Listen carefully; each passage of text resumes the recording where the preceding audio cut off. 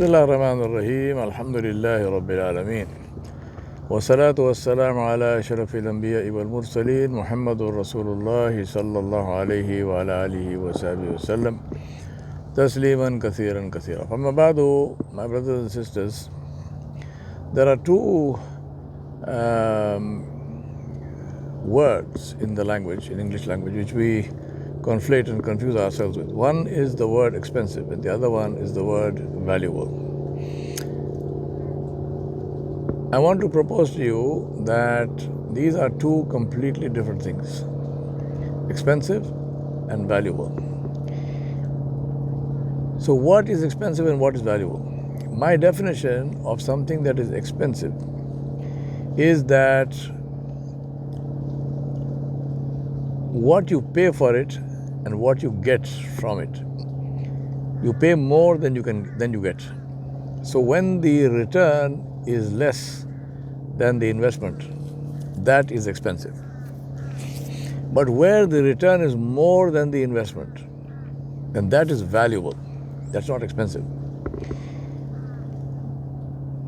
To give you an example, now even though the actual sum that you spend, I'm looking just now, we'll come back to the issue of money and no money, but just now the sum that you spend, even though you may be spending more money on something, that thing will be and can be more valuable.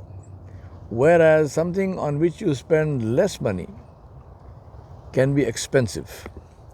For example, compare two cars.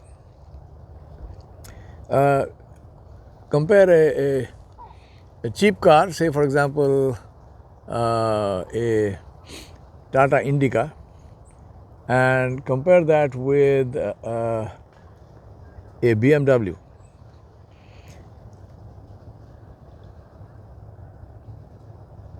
If you have the money, will you buy 4 Tata Indicas or will you buy one BMW? You would buy one BMW because the money you spend on that BMW gives you far more joy and far more value than the money that you would spend on the Tata Indica, although the money that you spend on the Tata Indica is much less. Because the joy and the pleasure and what you get for that money is much less than what you would like to have got. Take another example. Now we come to the issue of which has nothing to do with money. The amazing thing is that as human beings have grown and I hate to use the word developed, but in this case, because I don't think it's development. But anyway, as human beings have grown and we think that we are at the peak of civilization and so forth, and we tend to look at it purely from a materialistic point of view, and we think of it and say that, well, how is our civilization superior to how things were in the past? Well, we don't walk to a place anymore. We don't ride an animal to that place. We don't ride a donkey or a horse. We don't go in a horse or a donkey-drawn carriage. We drive a nice car which has, lots of stuff on board. It has an onboard computer. The car is smarter than us most of the time, and so forth. We fly in planes. We go on fast boats on peaceful oceans and make a lot of noise and create a lot of pollution. But anyway, so we do all this and we think this is fantastic. We say we have the ability to communicate across the world, and of course, like just now, this reminder I'm recording is on a regular Android phone, and it goes across the world thanks to the technology that is involved, which is simple but which is powerful, has a lot of reach. However, one of the things that, for example, this technology of the telephone and so on is supposed to do is to help us to communicate better. The question I want to ask myself and you is, are we really communicating better? Are we really communicating better because we now have the ability to make international telephone calls free? Because if you use any of the chat programs, whether it's Telegram or Signal or WhatsApp or whatever, the call is free. Does it mean, therefore, that you are calling, for example, people living away from their parents? Does it mean that you are now, therefore, it can be taken for granted that you will talk to your parents FaceTime or video, WhatsApp video or whatnot every day? You can, and it costs you nothing. Are you doing it? That is the question. So this technology of smartphones, I always say smartphones and stupid people. This technology, is it taking us closer to our loved ones, dear ones, or has it actually produced more distance? Because the days when we lived together, we talked to people face to face. When we made a telephone call, it took us a lot of time and energy. It took us it cost money. We had to go stand in a line, sometimes in the night, and then we talked. You had to yell, and that's why people of my generation, even today when we talk on trunk calls, we yell. And then we had to, we got some very mixed kind of responses. So we did all that. Now the point is that, but we did communicate. When we wrote letters, it took us time and energy to sit down and think, conceptualize and reflect and put all of that down on paper. And we also learned, therefore, to communicate better because we had more words. We didn't begin every sentence with so or like or all the rest of the stuff. We actually had a vocabulary. Now, I'm not against technology, believe me. I mean, I'm using it myself. But I'm saying, think about it from the concept of what is it doing. And again, these two words, expensive and valuable. I say to especially my young friends, young male friends who spend a lot of time texting. I know you shouldn't be doing that, especially as Muslims, but you know what you do, and I unfortunately also know what you do. You spend a lot of time texting and messaging your those girls who you think you love and who you want to love you.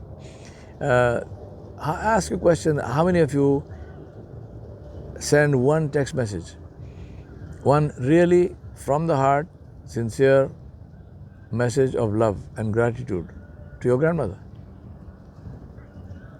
or to your mother? In that space of time, you would have sent 10 text messages to this other young lady who, if she has any sense, she will keep you exactly where you are, which is at the end of a very long fishing rod with a long line and a hook, and the hook just out of your reach, so that you spend all your time trying to catch on to that hook, and if she has any sense, she'll never let you do that, right? But instead of that, if you sent one sincere, heartfelt message of gratitude and respect to your grandmother, believe me, the response that you will get, first of all, you will get an immediate response, and secondly, you will be in her dua. She will give you advice. You talk to her. You build a bond. And that will be far, far more valuable than whatever this other person can give you. Do you do that? Your phones give you the ability to do that. Will you do that from today? Inshallah. Communicate with your elders. Communicate with people who you have not communicated with for a long time. Communicated with those who helped you. Believe me, not one single one of us is standing where we are standing today without the help of others. And I'm hugely conscious of all the people who helped me. And alhamdulillah, I make dua for them in tahajjud and sujood every day. Alhamdulillah. But my point is, do we do that? Because we conflate these two things. To conclude, I want to say one very simple thing, which is that the truly valuable things in life are free. The truly valuable things, the things that really have value in life, are free. Cost you nothing except a little bit of effort. Take, for example, to give you some basic examples, clean air. What does it cost? Nothing. Clean water. What does it cost? Nothing. We pollute it and then we have to spend money to clean it. But it costs nothing. The love of your parents. What did it cost you? How much did you pay your mom to love you? How much did you pay your father to love you? The love of your siblings, what does it cost you? You know the way to check this out? If you don't have this love, how can you buy? What does it cost to buy this love? Can you buy this love? If your brother or sister doesn't love you, can you buy their love? I know there are parents who don't love their children. If that happens, can you buy that love? So if you have this, what is the value we are placing on it? The love and affection of your teachers who owe you nothing. And you owe them everything. If you know something today, it's because of the people who took the time and trouble to teach you. Formally, informally, conversations, whatever. Do we value that? It is valuable, immensely valuable, immeasurably valuable, and completely free. Totally free. You can't buy it. You cannot buy it. So I remind myself and you, let us learn to value the truly valuable things in life. Finally, and most importantly, can you buy the forgiveness of Allah? Can you buy the mercy and grace of Allah? Can you buy the ni'mat, the blessings that Allah subhanahu wa ta'ala has blessed us with? And what does it take? All that it takes is to say Alhamdulillah. Is to think of each of these things and say Alhamdulillahi Rabbil Alameen. I'm sitting here on this little jetty, on the side, kind of a little island. On one side is the Gulf of Mexico, on the other side is a little lagoon. And there are birds all around, and I'm sitting on this branch of this tree and in the shade. Subhanallah. Alhamdulillah. May Allah subhanahu wa ta'ala has given me the ability and the time and the resources and the support and the help of other people that I can do this. My brothers and sisters, truly, truly, truly think of the things that are valuable in your life and learn to appreciate them and thank Allah subhanahu wa ta'ala for them. It begins with Allah subhanahu wa ta'ala himself. It begins with the Rasul alayhi salam sallallahu alayhi wasallam who taught us how to live in this world. And it goes on to our parents and our siblings and our friends and our teachers and all those in our life, thanks to whom we are today where we are. وصلى الله على نبي الكريم وعلى آله وصحبه أجمعين برحمتك يا أرحم الراحمين.